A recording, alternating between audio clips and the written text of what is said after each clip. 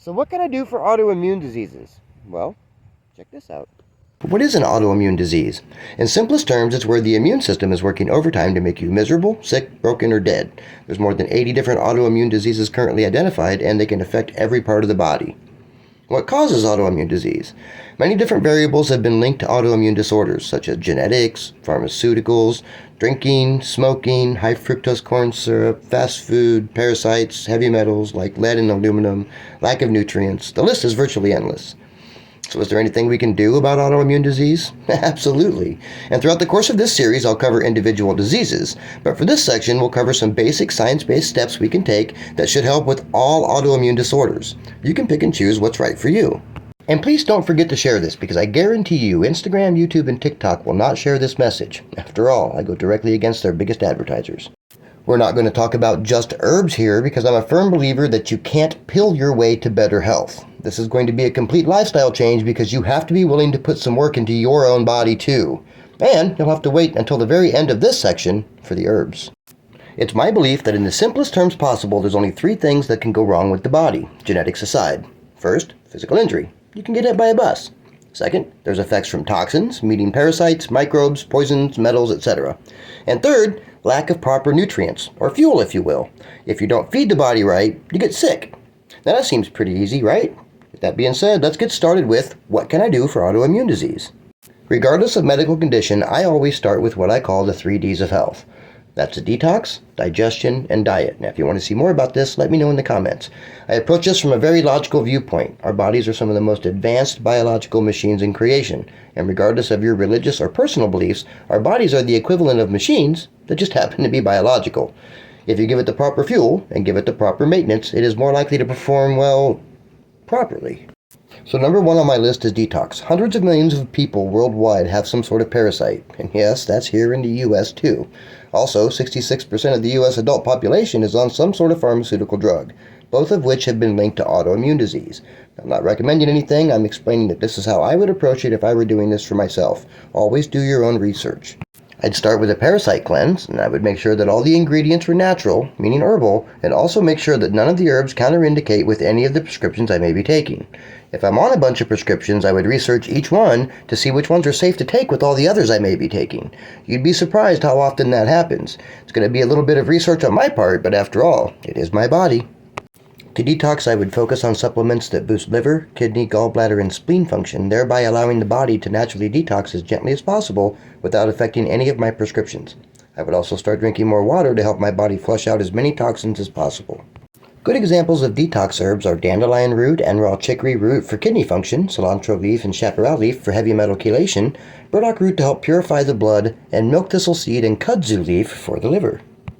Number 2 is digestion. It doesn't matter what nutrients you get. If your digestion is messed up, you're not getting the full benefits from the foods that are supposed to fuel your body. Not to mention that the digestive system is responsible for 70% of our immune system. Therefore, I would remove processed and fast foods from my diet, as they are also linked to autoimmune disease, and they don't digest very well. Then I'd add fermented foods like raw sauerkraut, kombucha, raw fermented beets, raw vegetables and fruit, aloe vera in moderation, and work to balance my digestive system, which helps balance my immune system. Number 3 is diet. If you do steps 1 and 2 and you don't bother to fix number 3, then you just wasted all of your time. For myself, I would find the diet that works for me. Not every diet works for every person. Every body is different and has different requirements. Every metabolism is different, and I have to figure out which one works best for me.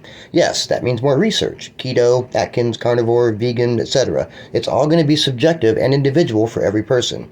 Yes, that means even more research, and some trial and error. Welcome to my world.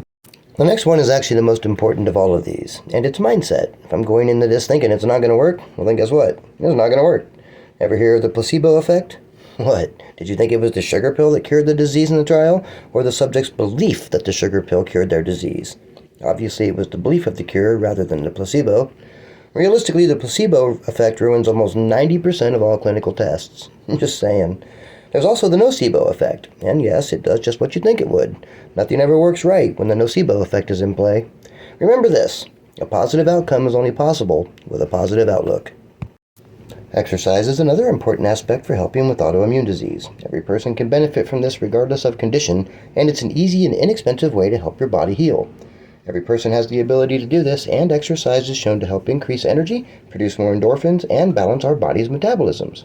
Oh, and it keeps our biological machine working like it's supposed to. Even if you're bedridden, there's a program called DDP Yoga that's shown to help even bedridden people become healthier. Pretty neat, huh? If you have the motivation to do it, you can make yourself better. Meditation is a scientifically proven healthy way to improve overall body function, and mindful meditation is showing to be an effective way to combat autoimmune disease.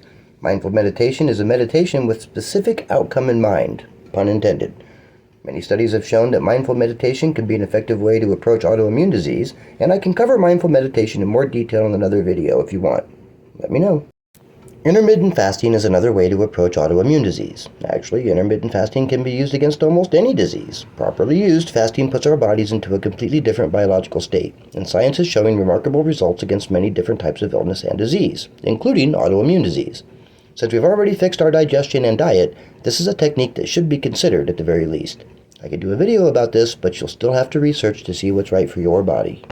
And we're finally on to the herbs. It's important to note that you really need to do some solid research on your herbal supplements if you're suffering from autoimmune disease. There's two categories of immune system herbs. You have immune boosters and you have immunomodulators, and they are definitely not the same thing. Immune boosting herbs are herbs like echinacea, which raises your T cell production and increases immune response. Elderberry, which increases white blood cells. There's the super herb turmeric, and while it's wonderful for inflammation and pain, it also increases B cell, T cell, and natural killer cell production in the body, and should be used with caution if you have an autoimmune disease. And these are just a few herbs that boost immune function, probably not something we want in a body whose immune system is all out of whack. Immunomodulators are herbs that balance immune function and can often act as immunosuppressants when needed. Herbs such as Panax ginseng, barberry, ginger, stinging nettle, and red sage can suppress specific aspects of the immune response in order to help control an out-of-balance immune system. Again, this is something you need to do some research on to see what's right for you. Now, this is what I have for my first video in this series, and I'll be breaking more specific autoimmune disorders down in later videos if we can keep the interest up in these beginning videos. I hope this helped point you in the right direction if you suffer from an autoimmune disease, and let me know what parts of the video you liked and what topics in the video you'd like to see more of. Don't forget to share this because this platform definitely won't. We'll be discussing heart disease in the next video, so stay tuned and stay healthy. Thanks for watching.